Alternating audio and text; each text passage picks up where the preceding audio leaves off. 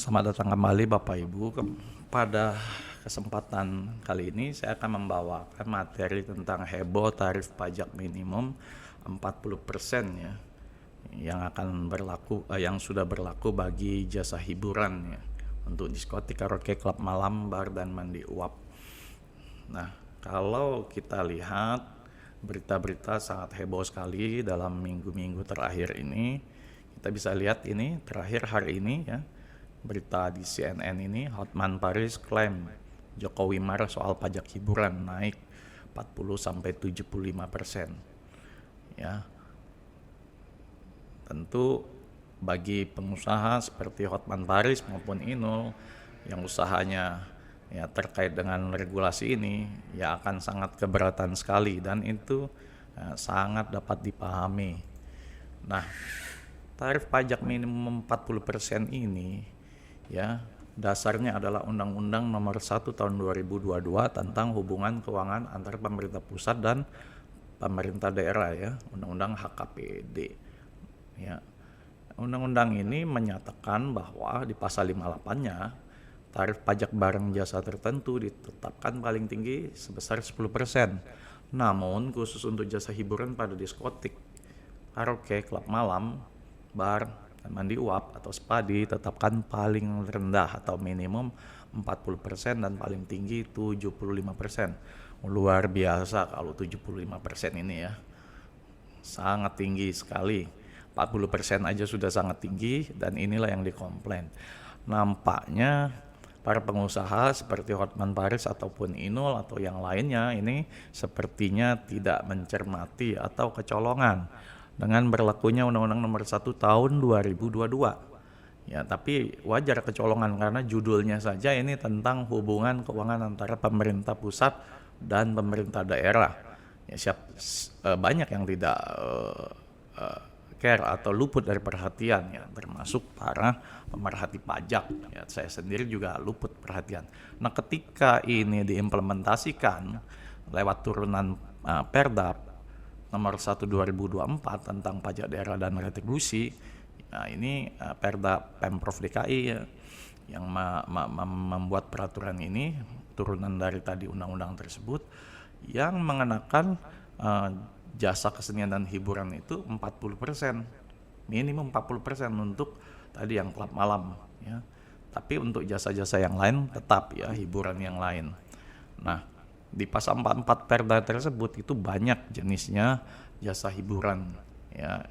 Ada tontonan film, pagelaran kesenian, kontes kecantikan, ya permainan ketangkasan, ya rekreasi, wahana, air, ekologi, pendidikan, wahana budaya, salju, dan seterusnya sampai pada yang L ini ya, diskotik, karaoke, klub malam, bar, dan mandi uap atau spa. Ini yang kena 40% ya, karena minimumnya 40%, maka tarifnya yang paling rendah yang 40% kena ya.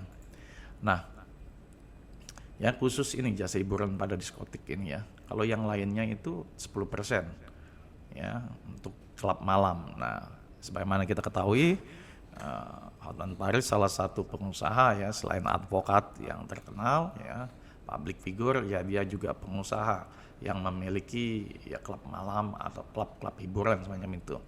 Ya, kita kenal Holy Wings dulu ya, sekarang ya Holy Wings masih ada namanya. Nah, ini ilustrasi ya. Misalnya penyerahan atau omset suatu usaha 100 miliar dalam 1 tahun. Artinya pajak daerah itu, daerah akan mendapat bagian 40 miliar, 40%-nya. Ya kan? Nah, ini memang dibebankan kepada konsumen ya. Tapi lihat nanti dampaknya. Terus selain pajak daerah, pajak pemerintah pusat yaitu pajak badan ya. Itu tarifnya 22%. Nah, asumsinya laba kena pajak 50 miliar, setengah daripada omset. Maka pajak badannya adalah 11 miliar ya. Jadi total pajak itu 51 miliar. Katakanlah nih asumsi keuntungan wajib pajak ya. Misalnya ini 50 ini laba kena pajak sama dengan laba komersilnya. Sehingga kalau dilihat porsi seperti ini ya, pemerintah akan dapat 51%, ya wajib pajak kan dapat 39%. ya kan? Nah, ya jadi ini juga jika diasumsikan bahwa laba komersil itu sama dengan laba fiskal, tapi kenyataannya tidak seperti itu ya. Laba komersil bisa jadi lebih kecil karena ada biaya-biaya lain yang tidak bisa dibebankan secara fiskal atau secara pajak ya. Katakanlah biaya koordinasi keamanan, lingkungan, dan untuk jasa hiburan itu ya konon katanya itu yang paling besar, dan itu ya tidak ada secara resmi ya kan. Nah, katakan kalau bisa jadi juga kalau omsetnya turun, ini bisa rugi pengusahanya. Nah, misalnya dalam kondisi wajib pajak yang rugi, ya pemerintah daerahnya tetap mendapatkan keuntungan yang besar 40% tadi. Misal kalau omsetnya turun jadi 20 miliar, ya kan? Misalnya 10 miliar, itu pasti rugi, ya kan pengusahanya. Tapi pemdanya tetap dapat 40%. 4 miliar dari 10 miliar. Nah, omsetnya tidak menutupin untuk cost-nya ya. Nah, meskipun alasan itu dibebankan kepada konsumen bukan kepada pengusaha, ya tapi ada dampaknya. Ya, dampaknya tetap dirasakan oleh pengusaha bahwa omsetnya akan turun dan kemungkinan akan menderita kerugian ya. Nah, dikatakan juga tarif pajak di beberapa negara tetangga itu rata-rata 20-25%. Ini juga mesti dikaji lebih dalam ya, tulisan-tulisan di artikel di surat kabar yang membandingkan belum tentu apple to apple ya. Misalnya hiburan yang di sana yang dikutip hiburannya jenisnya kan beda. Sementara di sini hiburan juga ada yang 10% ya. Ya. Nah, semacam itulah. Nah, dengan pengenaan pajak hiburan khusus untuk usaha karaoke, klub malam, spa minimum 40%, apakah wajar? Ya kan? Nah, silakan komen di sini ya.